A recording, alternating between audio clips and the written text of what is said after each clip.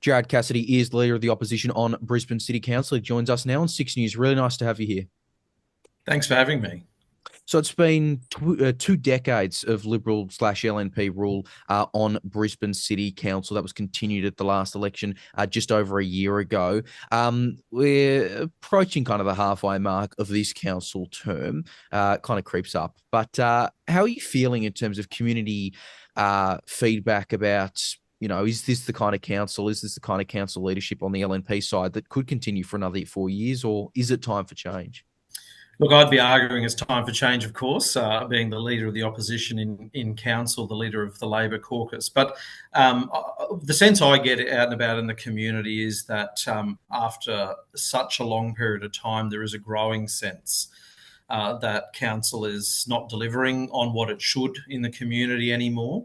And so I do get a sense that there is a bit of a time for change feeling out in the community. It's not just change for change's sake. I think what people are saying to us is that they're noticing things are getting worse. Brisbane is not the city it used to be if you live here.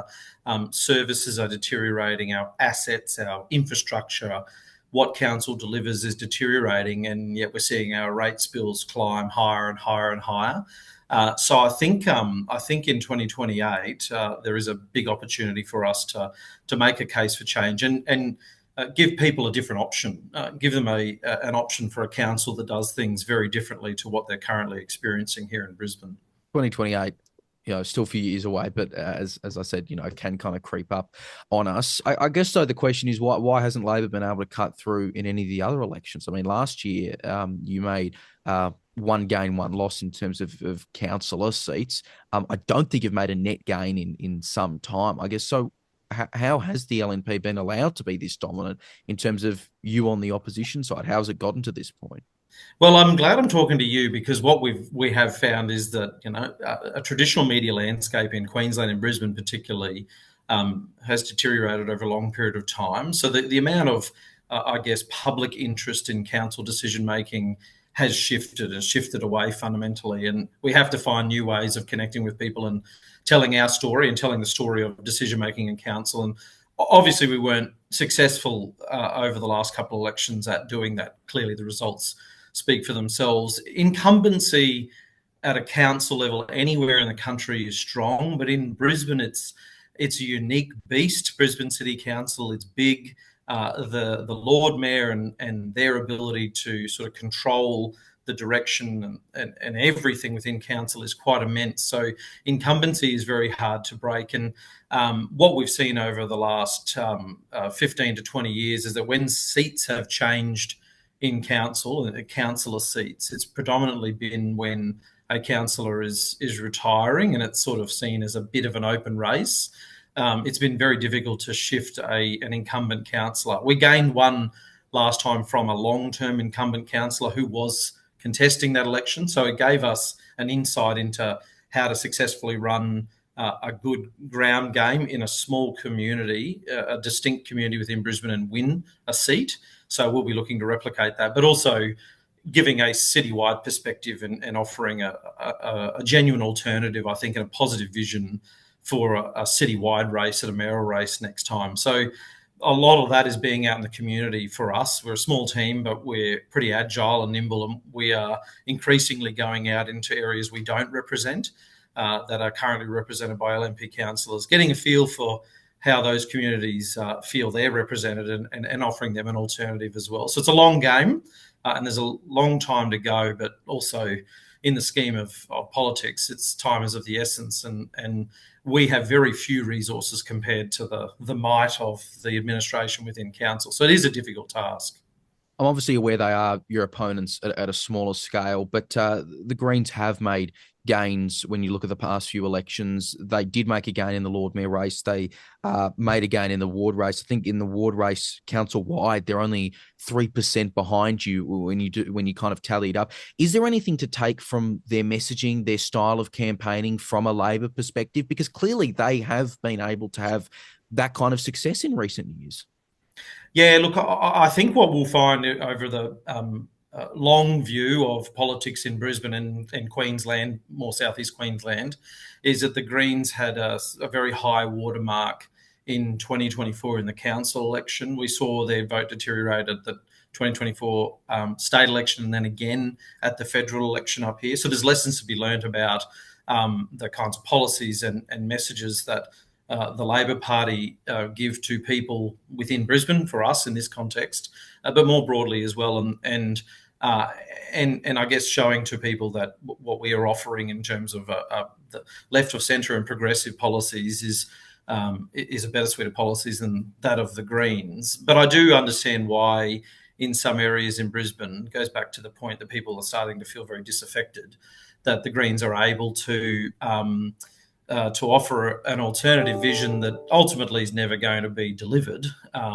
in council, because they are not going to be in a position to form a majority or, I think, win the mayoralty. But they had a unique opportunity and tapped into a sentiment that was there, and we missed some of that.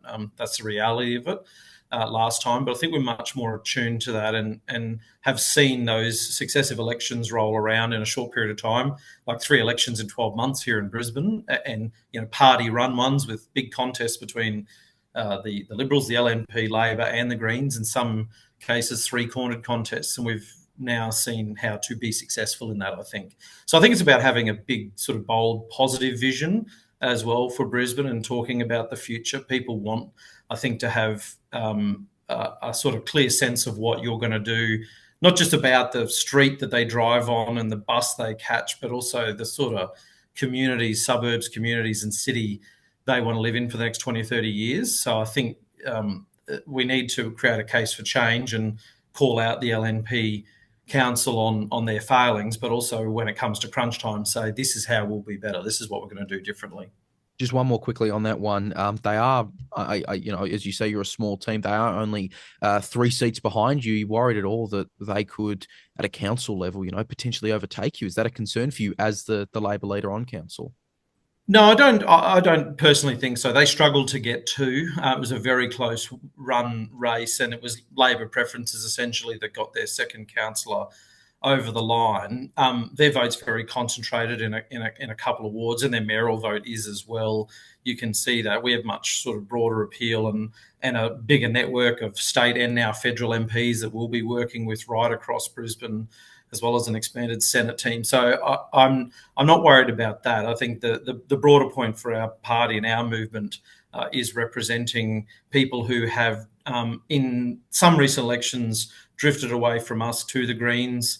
We've obviously brought people back that drifted away to the LNP at the last federal election, certainly, here in Brisbane, offering a suite of policies that ticked all the boxes for the people we needed to communicate with. So I think it's our narrative in the 2028 election will be, the election will probably be won or lost on that, essentially. And so we've learned a lot of lessons over the last couple of election cycles, and I think we'll have a good shot at winning council wards and running down the mayor as well in 2028.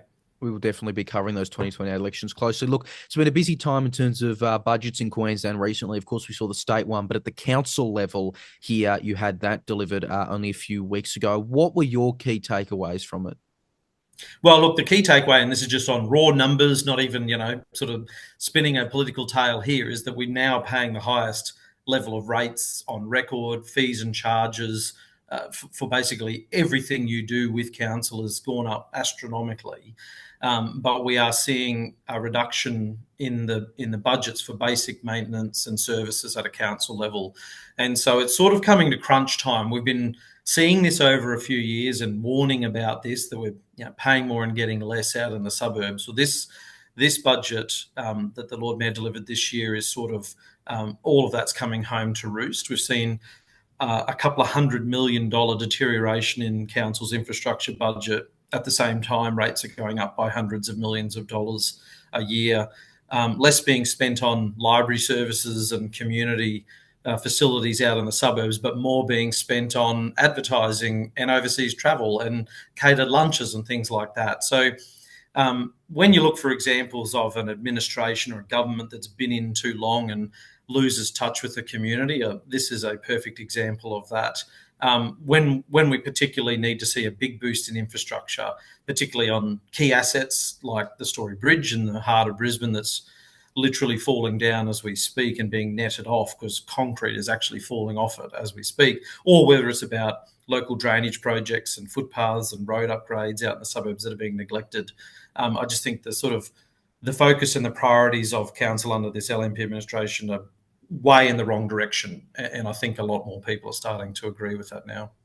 Yeah, we were talking just before this interview about the Story Bridge, and obviously the concerns about potential future construction, the cost of that, which isn't entirely clear at this point, seems like it's going to keep popping up as an issue. But that issue that you have repeatedly raised on social media in council about a potential toll, is that one you're hearing from the public that this is like a flat out absolute no, which I would think, because I don't think people want to be charged for driving over a bridge. Pretty rare to find someone who supports it, but for most people, I was, pleasantly surprised that people were engaged so soon about this. But it's a red line for people. It's something they will not accept and don't want to cross. But it's really quite incredible. We knew there were problems with the Story Bridge. We didn't know the extent of it, and we saw the Lord Mayor announce just before the budget that the bridge was in a shocking state, was going to need, what we guess is maybe hundreds of millions, possibly even billions of dollars to do a full restoration. And it was at that point the Lord Mayor said himself on radio and TV that he was looking at a toll as a possible option to pay for its restoration. And we all gasped, jaws hit the floor, in thinking that just 6 or 12 months before he made this announcement, he opened a green bridge right next door, which cost $300 million to build. Something that's nice to have, but the Story Bridge is a necessity. So there's lots of questions about decision making and who knew what when and what work is required. But at the end of the day, it's just sort of a symbol now of this overall neglect of council assets. We knew they weren't getting drainage and footpaths and bikeways and roads right out in the suburbs. People are giving that feedback all the time. We didn't know it was this bad, that they were getting the Story Bridge so wrong that there's a potential for it to need a full replacement and for it to become a toll road for the next 100 years. It's really quite incredible. But as you say, there's a lot more to go through on this. We won't know the full cost of that for probably 18 months. And until that happens, and until we see a commitment from the state government to support its restoration through funding, the threat of a toll hangs over everybody for a long period of time, and people are pretty angry about that. You mentioned going back 12 months, kind of hearing what the Lord Mayor was saying. You've been a councillor for about a decade now. How early were you seeing kind of warning signs about it? So we first heard in 2016 that the bridge needed more than basic maintenance, and were assured it was happening. What we didn't know at the time was there was a report which actually said the bridge was now classified as an at-risk structure. By 2019, a figure of $80 million was given to us, and we all voted on that and endorsed a plan for council to engage the market to do a restoration to the value of $80 million. You go forward from there, we start to find all of these decisions that were made behind closed doors to not proceed with that work, to get a whole lot of other studies done that were never released publicly. We only really started to find out last year the extent of basically the cover-up that had been happening over a long period of time. And not until this year, where we saw some reports about the state of the footpaths, which were closed in response to Tropical Cyclone Alfred's winds coming into Brisbane. And when those footpaths needed to be reopened, all the red flags went up, and they had to basically admit that they were in such a poor state that they were actually falling down.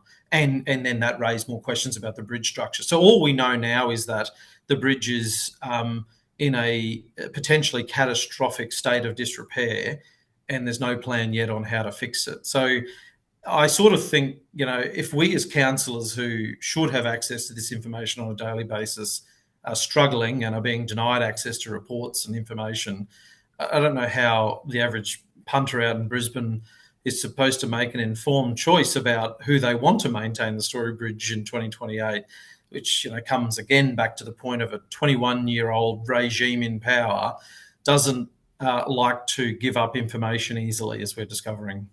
You mentioned the state government, having to kind of step in here. Obviously, I'm conscious that they're not your party anymore. What kind of cooperation would really be needed? Is there anything you can do as a Labor team with an LNP state government, or again, are you just Yeah. kind of hopeful that they'll figure it out at some point? What are you able to do about it? Well, you'd like to hope that they'll figure it out because they should be collegiate and they're friendly colleagues. You'd think in the same party. But so I've written to the premier and urged him to step up. In fact, I think it probably should really be a state road. When you look about the country and you see the kind of infrastructure we're talking about here is like of not just of state but national significance, and it is quite unique that it's owned and operated by council and clearly is beyond the Lord Mayor's ability to maintain it. So, I've proactively been reaching out to the state government. We found out, though, during the budget debate just a couple of weeks ago that the Lord Mayor hadn't yet officially written to the Premier or the Deputy Premier or the Treasurer, who are all responsible for whether they would provide support or not. And my worry is that quietly he's been told no support is coming, so don't ask officially. I hope I'm wrong about that, and I hope as we see this process roll out, we do see the state government step up in here. We've heard a lot of talk over the last 6 months about Olympic infrastructure from the state government, particularly from the Deputy Premier, the $7 billion worth of Olympic venues, and then the billions of dollars of transport infrastructure that's going to need to be built. There's nothing more important for the Olympics and for a post-Olympics Brisbane than the Story Bridge being restored and being toll-free. So I hope everyone comes to their senses pretty soon. And just quickly, kind of it relates to that, but kind of a broader question, I guess, just for such a small team, overall, what can you actually do when you've got this LNP majority, which is not slim at all? You know that. I'm not trying to rub it in for you guys, but you know that, right? You've got the Yeah. LNP as the executive in the Lord Mayoralty. What can you actually do regarding all these issues to force action? Is there anything that kind of gives you power for document release, things like that, anything at all? Yeah, look, we exercise every tool we have, and we have official mechanisms for requesting official council documents and things like that. I've been held up most in trying to get information about the Story Bridge, and I've never seen this level of pushback before. We also do RTIs and official investigations and things like that, as much as we can as a small team. But ultimately, it's about getting out and pressuring the councillors and the administration on the ground. And in my experience, it doesn't take a lot of energy and effort to go into their communities and talk to a few hundred people door to door over a weekend to get some action, whether it's just on small local things or dragging them kicking and screaming into other spaces on citywide issues. When you look at the electoral results, and this has been the case, it was the case in 2020 and again in 2024, most of the LNP's majority in council is on a razor thin majority. In some cases, those councillors won by 200 or 300 votes, a lot of them by 1,000 votes or less. So I think they have a sense that they skated through individually in the last couple of elections because of our more unique voting system outside of the state here and optional preferential at a council level. So they certainly, didn't win overwhelming majorities. Most of them got elected on primary votes of less than 50%. So I think they're a bit attuned to it as individuals. I don't think the administration, the Lord Mayor's office, is as attuned to that. So for us, in trying to get local results, we can pressure them at a local level to do that, and we'll utilise every opportunity we've got to expose decision-making processes and where things have gone wrong, and build that case for change. And sometimes it goes street by street, sometimes it's house by house, which is, I guess, back to the original point. It seems like a long time away, over 2 years, but realistically it's not. When you've got to build a ground campaign and engage communities and sign people up as you go and build a sort of movement for change, it does take a long time. Yeah, I just want to quickly ask, just finally, because you named it there, and it is always something that intrigues me, which is, of course, the local election system you do have. As you said, it is optional preferential. State is compulsory, although I know that Crisafulli kind of wants to change that. So we'll see how long Mm. that statement is true for. That is something that, when it is, and look, sometimes it could affect the Greens more than Labor, vice versa, of course.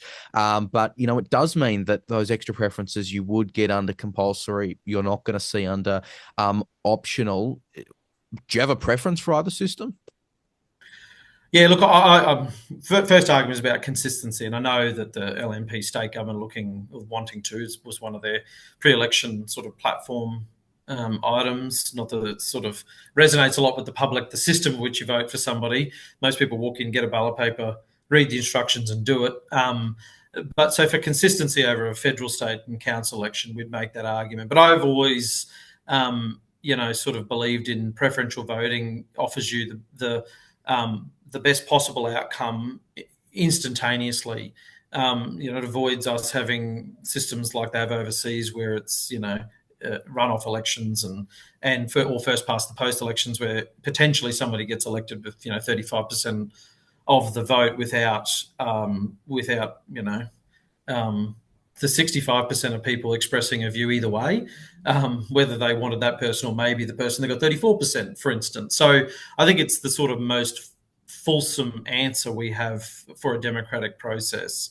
And in some instances, we've got LNP councillors who are elected on like barely 40% of a primary vote, but it essentially becomes a first past the post system when people don't fill out their preferences as well. So I think to get a fully representative council or government, preferential voting is the best way of doing it. I suspect we have absolutely no chance of seeing change at a council level now with the LNP state government in power, and potentially we'll see a regression back to optional preferential at state level too, which when it's done for political purposes is never a good thing, I think. I think we just should accept, like we do at a federal level, that it gives us the biggest, best result we can get on a single day, or with pre-poll voting these days, a fortnight's worth of voting every 3 to 4 years. All right, well, we'll keep following all these issues, and I'm sure we'll catch up again in the future. Councillor Jared Cassidy, thanks very much for joining us on 6 News. Yeah, thank you. Anytime.